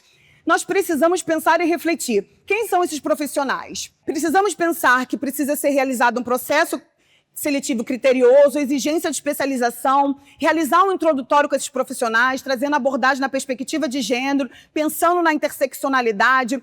Essa equipe deve ser uma equipe multidisciplinar, inclusive pensando na enfermeira forense, que é uma especialidade regulamentada, está na CBO, ela já é implementada em alguns estados do nosso país, tá? Exclusiva para esse cuidado. Por que eu falo exclusiva para esse cuidado? Para a gente evitar todo mundo faz tudo, ninguém faz nada. Quando a gente se propõe a criar um serviço especializado dentro de uma instituição, não adianta pegar aquele profissional e colocar ele no acolhimento, colocar ele para atender uma outra emergência e atuar somente quando chega uma pessoa em situação de violência. Nesse dispositivo, esse tipo de atendimento precisa ser um atendimento específico, precisa ser um atendimento que demanda atenção, trazendo ali, respeitando a política pública de humanização do cuidado. Ele não pode ser feito de qualquer maneira, senão a gente não consegue estratificar riscos, a gente não consegue entender a vulnerabilidade daquela mulher. Então é preciso que aquele profissional esteja ali inteiro naquele atendimento, né? E aí a importância de se ter mulheres nesse cuidado, principalmente na abordagem da violência sexual. Por que eu falo isso? Porque, na prática, as mulheres elas questionam. Ora, se 93% dos casos com autoria conhecida foram cometidos por homens, não é difícil a gente refletir que essa mulher ela pode projetar, que essa mulher ela pode ter uma crise de pânico, que essa mulher pode ter uma crise de ansiedade, que essa mulher pode se recusar a fazer aquele exame, porque ela pode projetar naquela figura, ela acabou de ser violentada por um homem do sexo e gênero masculino. Então, a gente precisa ter a sensibilidade de entender isso. E eu não estou falando, esse tipo de atendimento não é um atendimento médico de uma doença ou de um acidente. Eu estou falando de uma violência motivada por gênero, por sermos mulheres. Essa é a importância de se ter uma mulher atendendo outras mulheres nesses espaços. É uma demanda que elas trazem bastante. E perfil profissional. Não adianta esse profissional ele ser especializado, a gente realizar um introdutório, fazer um processo seletivo rigoroso, se esse profissional ele não tem perfil. Se ele não está sensível com as pautas de gênero, ele vai continuar perpetuando a violência institucional. E essa mulher, ela não vai retornar, essa mulher ela não vai procurar o segmento na atenção primária, a gente pode perder essa mulher. E, obviamente, educação continuada e permanente durante todo o ano. Eu não tenho que falar de violência de gênero, violência contra a mulher, de feminicídio, violência sexual, já que é um problema grave de saúde pública só no mês de março, no mês de agosto. Não, isso é agenda prioritária para todos os 365 dias do ano. Pensando na padronização do registro de atendimento hospitalar, da classificação de risco, disponibilização de cópia desse registro, a gente fez um trabalho muito interessante em Mangaratiba, né? Quando eu falo da criação desse documento, o padrão não é o BAN. Não sei se vocês têm ciência, mas quando ela vai ao hospital para passar por atendimento médico, entregam para ela o número do BAN. Só que os nossos sistemas eles não conversam. Então, esse número do BAN ele é colocado na ocorrência. Obviamente que o juiz ele pode solicitar aquele laudo, mas se essa mulher não procura o Serviço de Segurança Pública para poder formalizar a denúncia enquanto ela está com as lesões no corpo ou enquanto ela tem uma materialidade da prova da violência sexual, não seria interessante isso estar registrado de uma maneira padrão pela equipe médica e multidisciplinar que essa mulher é atendida na instituição? E quando essa mulher chega numa emergência, será que a gente pode afirmar que ela é classificada adequadamente se ela não tiver com graves lesões? A gente não teria que pensar que pelo simples fato dela ter sofrido uma violência física e que provavelmente ela já está ali com uma questão psicológica instalada de uma doença de saúde mental, será que de repente a gente não teria que padronizar ela como amarelo ou laranja? São essas e outras questões que eu vou trazer para vocês do meu campo prático, né? Então, como eu falei, né, esse documento serviria por exame pericial indireto, que é quando essa mulher ela procura o serviço de saúde muito tempo depois que ela sofreu uma violência. E aí eu estou falando tanto da violência física como da violência sexual. A materialidade da prova se perde e o laudo negativo. E essa mulher, ela tem uma sensação de impunidade para ela, e quando ela está ali acompanhando seus filhos, a sensação de impunidade é pelos filhos, que muitas vezes sofrem violências sexuais por manipulação, sexo oral, que não deixam vestígios materiais, físicos naquele momento. Mas e os outros sinais de saúde mental? Eles estão ali. A gente precisa ampliar.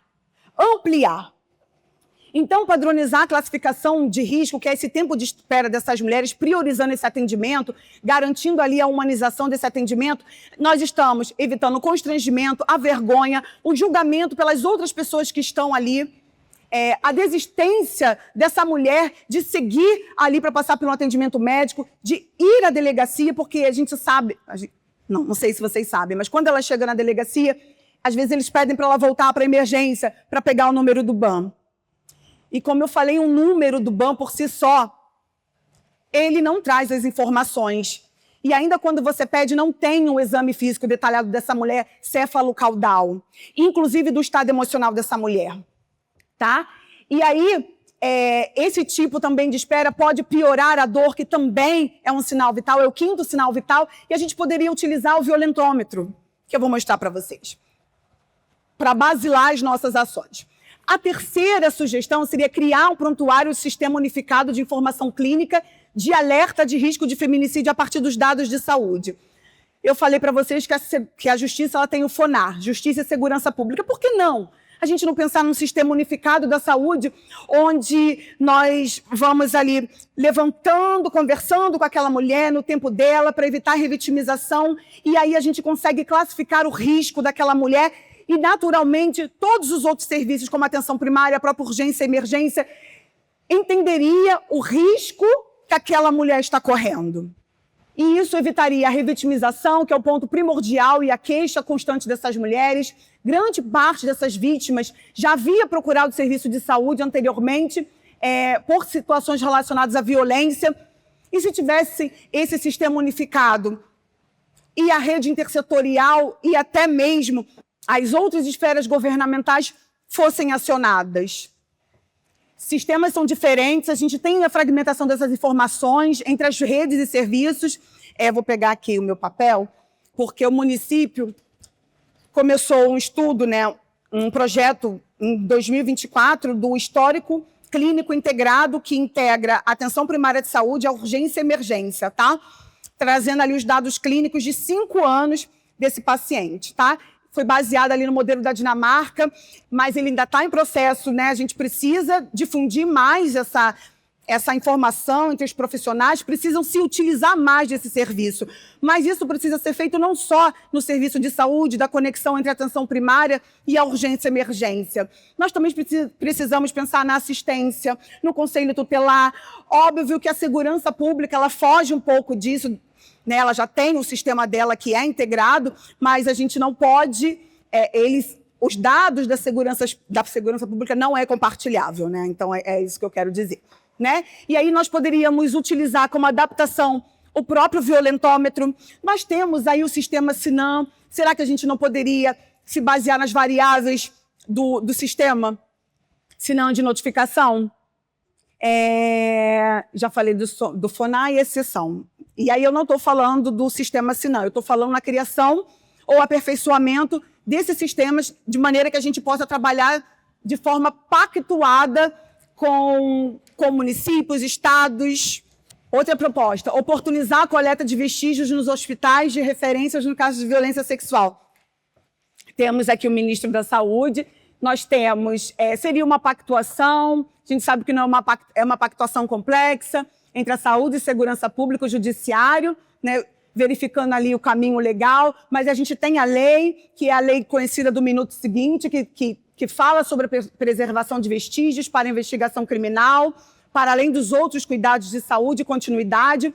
Nós temos a norma técnica de atenção humanizada às pessoas em situações de violência sexual, com registro de informações e coleta de vestígio. Nós temos também o decreto 7958, que constitui um importante dispositivo que prevê esse tipo de articulação intersetorial, visando fortalecer o atendimento integral e humanizado. Nós temos a portaria 1662 de 2015, que diz ali, define esses critérios para habilitação, para a realização de coleta de vestígios na violência sexual no Sistema Único de Saúde, incluindo a habilitação do sistema de Cadastro Nacional e Estabelecimento de Saúde. Precisa ser inserido nesse sistema do CNES enquanto equipamento que atende violência sexual. E aí, obviamente, essa portaria versa por uma equipe capacitada pela estrutura física, o registro e notificação, a cadeia de custódia, que é muito importante, desde quando é coletado esse material, preservado, até ele chegar na polícia, na segurança pública. Então, seria uma pactuação formal entre a saúde, a segurança pública e a justiça por meio de resolução conjunta ou portaria interinstitucional, habilitação do hospital ou dos hospitais. Isso é muito importante porque, como eu falei para vocês, a mulher, a criança e a adolescente, muitas vezes, quando elas vão denunciar, não tem mais a materialidade da prova. A coleta do material genético é até 72 horas. Fora que as violências, como eu falei, de manipulação de genitália, outros tipos, sexo oral, elas não deixam rastros físicos, mas elas deixam rastros de saúde mental, que também a gente precisa pensar nessa perspectiva. A gente já conseguiu provar violências sexuais de manipulação de genitália em crianças por meio de ONGs, como o NACA. Tá? Eu sei, a gente sabe que esses profissionais, psicólogos forenses, eles fazem parte ali do escopo da assistência de segurança pública, mas a gente sabe também que é escasso. Então, não é incomum eu solicitar ao Conselho Tutelar uma avaliação para o NACA, para que essa criança ela seja escutada pelo aquele profissional que tem validade pública dentro do exame pericial, porque é uma articulação entre a justiça, a segurança pública e a ONG. E a gente pode pensar em expandir, né? E, obviamente, a atribuição legal ainda seria subsidiada pelo sistema de segurança pública, a oportunizar a coleta e a dificuldade, né, de produzir esses materiais, que vem muito do que eu já falei. Não sei se vocês têm acesso à requisição de exame de corpo de delito, ela é pública, então acho que vocês entendem, quem ainda não teve, procura, ela é muito objetiva. Basicamente, ao exame físico, ela investiga se há rompimento ímico ou não, lesão recente, também com a coleta de material genético dentro das 72 horas, mas a gente sabe que há violências que não deixam rastros físicos. O crime existe, essa criança e adolescente continua sendo exposta porque a mãe não consegue provar o crime. E como nós vimos, são muitos casos onde o laudo negativa ao exame físico, mas se a gente conseguisse pelo viés da saúde mental, acredito que a gente conseguiria melhorar muito essa perspectiva para essas pessoas, a via crucis dessas pessoas que buscam por justiça quando elas procuram a segurança pública. Então, a materialidade ela é importante para as vítimas, pois elas acreditam, com sua esperança, que o exame pericial irá provar o crime e punir o agressor. O contrário dessa possibilidade, um laudo negativo, incorre ou agrava o adoecimento mental, as ideações suicidas, as tentativas de suicídio, automutilação, frustração, sensação de impunidade e desamparo pelo Estado. E isso são os relatos das pessoas que a gente atende diariamente. Nós atendemos, na média, de 100 a 150 pessoas por mês. Eu estou falando de um serviço dentro de um equipamento de segurança pública. Vocês imaginem todas as outras portas de entrada do Estado do Rio de Janeiro. Obrigada. Uma honra partilhar com vocês. Fui no tempo? Foi. Nossa, corri muito. É interessante como é que visões diferentes da saúde se conectam, né? Nós estamos quase no nosso horário final aqui, dá tempo de abrir para com 2 comentários para plateia. Já tem uma pessoa que na mão na mesa. Só pode ser o Maldo, né? Mauro, né? Mauro, obrigado. Vou passar para o Mauro que tem mais tempo. Só fazer umas poucas observações aí, estou aqui com vários amigos, pessoas também que eu estou conhecendo aqui agora, o Miguel já conhecia, mas nunca tinha estado com ele pessoalmente, e parabenizar aí o Guilherme e o Eloy, e nós vamos estar fazendo esse vídeo Fórum de Reitores também, começa no dia 20, está todo mundo aí convidado lá na FINEP, discutindo isso, mas eu queria, primeiro, Lídia, você começou bem, apesar de eu ter feito cara feia, que o Rio de Janeiro realmente ele tem um PIB alto e tem indicadores sociais e econômicos trágicos. Que ao mesmo tempo que o PIB é alto, nós somos o PIB que menos cresceu desde os anos 70. Segundo, reforçar o ponto do Ricardo, não é com a visão tecnocrata que nós vamos superar a situação do Estado do Rio de Janeiro. O problema do Estado de Janeiro é político. E aí, Miguel, fiquei nervoso quando você estava falando contra a política e no final você terminou falando contra a má política. Porque nós não vamos resolver essa questão sem construir uma saída política. Então, a gente, Guilherme, Eloy, está discutindo isso, é fundamental, porque o Estado do Rio de Janeiro não discute Estado do Rio de Janeiro. Nós somos absolutamente ignorantes sobre o Estado do Rio de Janeiro. Se a gente sair daqui e chegar na Cinelândia e olhar para a Câmara de Vereadores, tem uma bandeira do Brasil e não tem da cidade. Aí eu reclamei com o Caiado, que é o presidente da Câmara, ele tirou do Brasil, falou assim, Mauro, é um chato, vai ficar reclamando disso, tira do Brasil. Parece que agora botaram de novo a do Brasil. Então, a gente precisa estar discutindo com a sociedade que agenda é essa, senão as pessoas veem uma saúde que não funciona, uma Secretaria de Assistência Social que não tem assistente social, uma taxa de mortalidade materna que só não é maior do que a do Norte e do Nordeste. O indicador que eu sugeri vocês olharem da Firjan de Saúde e Educação, que é bom. O de gestão fiscal, na minha opinião, é uma merda, joga fora. Mas o de saúde e educação é muito bom e também mostra nos municípios o que o Miguel mostrou, que a Lígia, o Temporão e o enfim, quer dizer, você também colocou aí. E a nossa enfermeira também pegando a parte. Então é isso. Eu acho que, por exemplo, outra coisa, concurso público. Uma vez eu conversando com o Rafael de Almeida Magalhães, ele foi vice-governador do Lacerda, de direita. Eu perguntei bem, qual foi a herança do primeiro governo Lacerda, que foi um governo bastante realizador. Ele chegou para mim e falou, concurso público. O Eduardo, ao contrário do César Maia, ele tem horror a fazer concurso público. Então, nós não vamos resolver assistência social sem ter um assistente social de carreira. Médico no Estado, acho que o último concurso foi em 2001, 2002. Então, não tem jeito, gente. Por mais que você possa usar tecnologia, mas precisa de gente, saúde de gente. Educação é gente. Então, sem concurso público também, sem reestruturar essa máquina. O problema no Rio, Ricardo, não é de falta de continuidade, é de excesso no mau sentido. Eu corro o risco de dizer aqui que o melhor governador que teve desde a fusão foi o Faria Lima. E discuto isso, e estou disposto a discutir. O problema do Rio de Janeiro não foi ter acabado com a Guanabara, foi ter criado, tinha que ter feito a fusão em 60. Então, o que mais tem é senso comum equivocado, então eu acho uma maravilha a gente estar aqui discutindo, vamos discutir mais. E, por favor, o problema do Estado do Rio de Janeiro é político, é o que era o Espírito Santo. Senão a sociedade vai achar que vai para o discurso da extrema-direita, porque tudo quanto é governador preso, o Bacelar andando com 90 mil reais, né? E aí o bolsonarismo ele se reforça, né, conforme piora.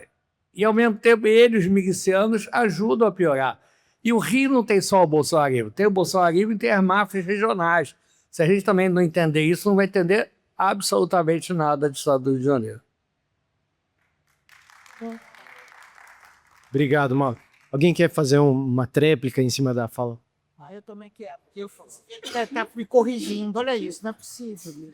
Não, só antes da Lígia, quando a gente pensa numa agenda, a ideia do debate é esse, né? Uma agenda, né? A gente tem alguns indicadores que têm uma força política muito forte, porque eles expressam um conjunto de condições econômicas, sociais e políticas, né? Como a Lígia lembrou, a questão da mortalidade infantil, da mortalidade materna, onde entra a questão do abortamento inseguro. Aliás, tem uma grande polêmica lá em São Paulo que o prefeito está fechando os serviços. E aqui no Rio não se fala nem nisso, né? Tem serviço aqui? Tem, né? Está funcionando? Não, o FNJ tem. Ah, tá bom. Expectativa de vida, a questão do feminicídio e da violência contra a mulher, né? São indicadores, assim, com uma forte marca política. Agora, eu estava te ouvindo, eu fiquei muito impactado. Na minha gestão, eu fui talvez um dos ministros que mais deu espaço para as questões referentes à saúde das mulheres.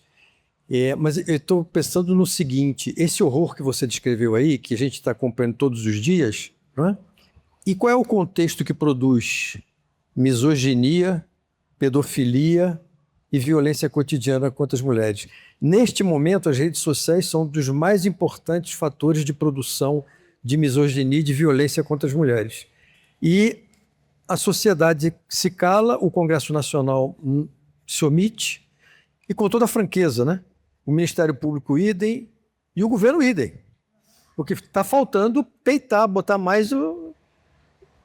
É uma coisa inimaginável, porque o processo de produção social e de adoecimento é dramático. E nós, profissionais de saúde, vocês, principalmente, ficam enxugando o gelo. Porque essa violência, ela está sendo socialmente e politicamente construída. E a gente... Que armas nós temos para enfrentar essa situação? É muito grave isso. Não, é muito rapidinho. Eu queria dizer assim que eu gostei muito do debate, tanto assim, digamos, de como o Temporão, gosto muito de como o Temporão articula um pensamento integrado, gosto muito mesmo. E eu costumo seguir o Temporão. Acho que o Temporão sabe fazer. Eu, por exemplo, como o Ricardo sabe fazer, e gostei, acho a ideia do Miguel muito engenhosa também, sabe, Miguel? Pode ser, digamos, um ponto de reunião de todos nós, etc. Entretanto, eu quero insistir no seguinte: nós vamos conversar com os candidatos ao governo, né? Penso que é isso. E se nós não soubermos o que conversar, como eles já pensam, eu penso que a gente não consegue ter nenhuma incidência. Eles vão falar fila zero, porque eles prometem, eles não têm nenhum problema com isso. Marqueteiro, eu fui assessora da campanha do Marcelo Freixo, e eu dizia, gente, é impossível não ter fila. É impossível, fila é legal, só que a fila precisa andar. E o marqueteiro falava, não. Fila que anda não serve, tem que ser fila zero. Fila zero. Então, eles vêm com essa ideia, fila zero. E a expectativa de vida, eu a considero que é um indicador interessante, porque ele é mais positivo do que a mortalidade. Marqueteiro gosta mais. Então, eu também sugiro que a gente pense sobre isso. Eu penso que são dois planos, né? Um plano é o da campanha, e a gente precisa conseguir chegar na campanha com alguma coisa. Não vai ser álcool, não vai ser drogas, não vai ser aborto. A gente talvez consiga chegar com a obesidade na campanha. E acho que talvez com isso a gente diga assim, olha só, alimentos ultraprocessados, eles precisam ser taxados. Não é porque a obesidade não é alguma coisa que as pessoas ficam obesas porque querem. Não é isso, não é assim que acontece. Então, talvez a gente pudesse pensar sobre isso.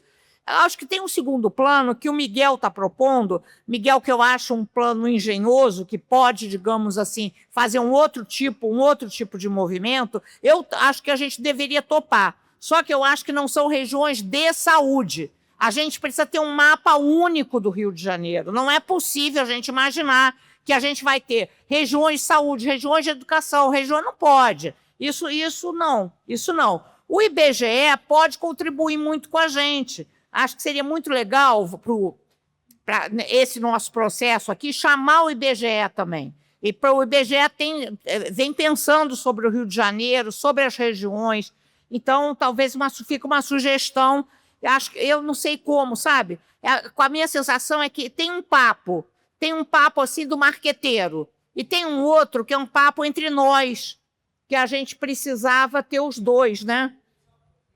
Não, pois é, porque olha só, gente, eu só quero, Mauro, você sabe tudo, mas olha só, gente, todos os governadores do Rio de Janeiro, todos falaram tiro, bala e bomba, com exceção do primeiro mandato do Brizola. A gente já sabe que eles vão falar tiro, bala e bomba. Se a gente não tiver como contrapor o tiro, bala e bomba, e não é simples contrapor, porque, de fato, a população está de saco cheio da criminalidade, a população está de saco cheio da fila do SUS, a população está de saco cheio de mim, inclusive, que fico falando o tempo todo a mesma coisa. Então, a gente, eu diria assim, eu acho que é uma tarefa mesmo nossa, e acho muito legal a iniciativa, viu, Guilherme, viu, Eloy? Parabéns, e estamos juntos, né? Acho que é um pouco a gente se dispor, sabe? A gente se dispor a sair da nossa caixinha um pouco, e eu estou propondo isso, gente, vamos sair da caixinha. Vem aí o marqueteiro, né? E o marqueteiro não vai priorizar a saúde, o marqueteiro vai falar da segurança, e a gente, de novo, vai ficar com a saúde muito prejudicada no Rio de Janeiro se a gente não conseguir furar. Não é a bolha, é furar mais do que a bolha, é um senso comum muito forte, né? Que não precisa saúde, né? Precisa educação, precisa outra coisa, mas não saúde. 83 mil mulheres foram mortas em 2024, no mundo todo, sendo que 60 mil dessas foram para seus parceiros, né? É um dado incrível. E eu chamo a atenção no meu artigo, antes de fazer a pergunta, que o Temporão falou, eu lembrei de falar isso aqui. Dos 10 estados que mais matam mulheres no Brasil, 9 são governados pela direita. Quando a gente pega a taxa de feminicídio, os 10 mais, 7 são governados pela direita. Eu acho que o Brasil vai precisar fazer um exame mais apurado sobre isso, quando a gente quiser entender feminicídio. Eu boto isso lá no artigo. E a minha pergunta pode ser respondida pela Kelly ou pela Lídia, se todos quiserem responder, é que já tocou um pouco no aborto, na questão do feminicídio, mas o que mais um governador, futuro governador do Rio de Janeiro, pode fazer para a saúde das mulheres? Quando a gente está falando de feminicídio, a gente não está considerando, mas o Atlas da Violência considera a morte das pessoas trans, que são, digamos assim, as mais vulneráveis entre as vulneráveis. Mas eu concordo totalmente com você, mas eu escrevi um artigo assim também e fui muito criticada, como se fosse uma associação espúria. Eu atribuí o feminicídio à direita. Isso tem sido polêmico. É polêmico você atribuir, por exemplo, as mortes por Covid nos Estados Unidos ao Trump. Mas certamente é uma hipótese, uma conjectura. Eu acho que ela fica de pé como conjectura e eu concordo plenamente com você. Acho que esse clima de violência, de guerra, de heroísmos e de, digamos assim, de celebridades, e como o Temporão diz, não é? De muita busca das redes sociais, que são muito estridentes, né? Nas redes sociais, tudo é muito estridente, tudo é muito peremptório, tudo é muito assertivo. Não há espaço para dúvida, né? Não há espaço, digamos, para uma briga entre um casal. E essa briga entre o casal tem algum momento de reconciliação. Isso não existe, né? Todos tornam-se inimigos imediatamente, né? É como se a gente vivesse num mundo de inimigos. O Irã é nosso inimigo, o vizinho é nosso inimigo, o bolsonarista é nosso inimigo, o lulista é nosso inimigo. Então, eu diria assim, é muita polarização, né? Um ambiente de muita polarização que favorece certamente a violência contra a população vulnerável, que nesse caso as mulheres. Agora, eu diria também, eu penso assim, para a gente pensar junto, tá? Mulheres negras, né? Mulheres negras. Não é. Veja, assim, não são todas as mulheres, né? São as mulheres negras, são as mulheres de menor renda, são as mulheres que residem em tais locais, né? Não, assim, são nesses estados, mas são em tais locais, né? A gente tem uma Ângela Diniz, ok, né? A gente tem uma Ângela Diniz, mas nem todas nós estamos sob o mesmo risco da Ângela Diniz nos anos, que eu diria, 2026. Né? É importante que a gente, digamos assim, houve avanços. O tempo todo, eu acho que essa demarcação que houve avanços, mas tem impasses e também retrocesso, ela é muito importante para a gente poder se orientar politicamente. Né? Houve avanços. Né? Por exemplo, eu sou essa geração que avançou muito. Minha mãe é dona de casa. Né? Enfim, então, como é que a gente pensa sobre isso? Mas eu acho que a sua ponderação é muito importante. Tem um outro evento. Sim. Eu vou ter que ir correndo. Então, você veio me despedir, peço desculpas, mas agradecer demais o debate. Mas eu realmente preciso ir. Mas eu agradeço muito, gente. Deixa ele falar,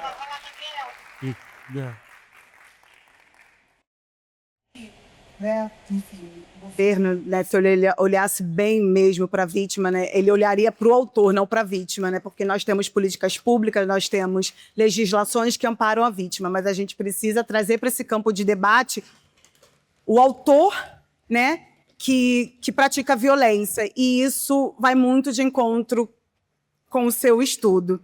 Né?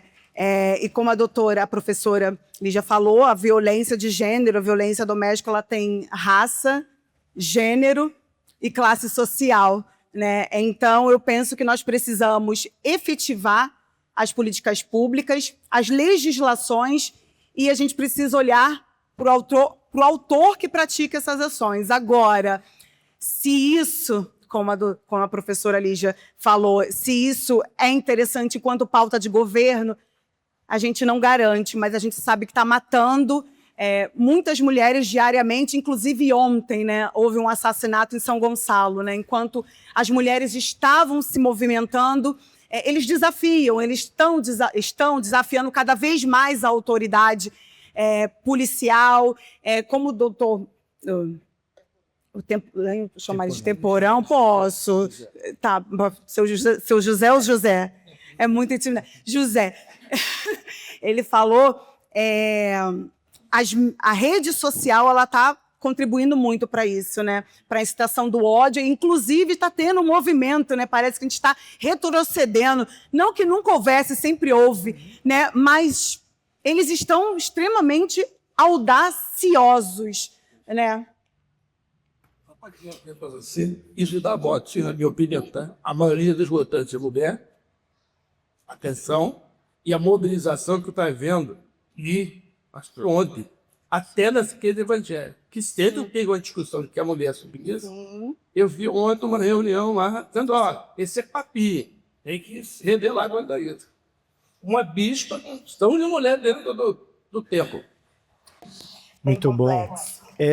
Pessoal, pelo avançar da hora, eu vou agradecer a participação de todos vocês aqui e do público e convido para a gente continuar a conversa ali no café. Lembrando que dia 30/3 tem mais, vamos falar sobre meio ambiente. Por favor, vocês venham para poder assistir. Sempre, com certeza. Merchan? É merchan? Não é merchan, porque não é para mim. É merchan é coisa para a Cia, né? É assim, no dia 26, agora, nós temos uma rede de segurança pública para todos RJ. Essa rede é constituída pelos grupos universitários que estudam violência. E vai haver, então, o primeiro encontro dessa rede universitária. A ideia é produzir evidências sobre a situação de violência no Rio de Janeiro. Então, por quê? Porque a gente sabe que o que vem por aí também são discursos muito, muito, digamos, pautados pelas emoções, né? E não pautados pelas evidências científicas. Então, a ideia é essa, vai ser uma reunião com reitores, reitoras, presidente da SBPC, virá aqui para os institutos de ciência de pesquisa, vai ser uma reunião no CBPF. CBPF é o Centro Brasileiro de Pesquisas Físicas. Então, o que nós estamos tentando promover é um encontro de pesquisadores das ciências sociais com as ciências duras. Isso é inédito, é a primeira vez que vai acontecer. Mauro Osório totalmente convocado, Eloy e Guilherme totalmente convocados, porque a gente vai precisar se encontrar, digamos, com as iniciativas que são semelhantes, né? Vocês estão, nesse momento, Rio Agora, tá? Então, segurança pública para todos agora, é isso. Dia 26. Às 18 horas. CBPF fica na Praia Vermelha. Ele é um lugar muito bonito, muito interessante. Gente, é importante conhecer, porque é cheio de pesquisa, assim, daquelas que a gente não entende nada, mas é legal. Esse foi um merchan do bem. Depois do meio ambiente, a nossa discussão vai ser sobre segurança pública também. Então, acho que casa tudo muito bem. Obrigado, então, pessoal. Boa noite. E vamos lá, né?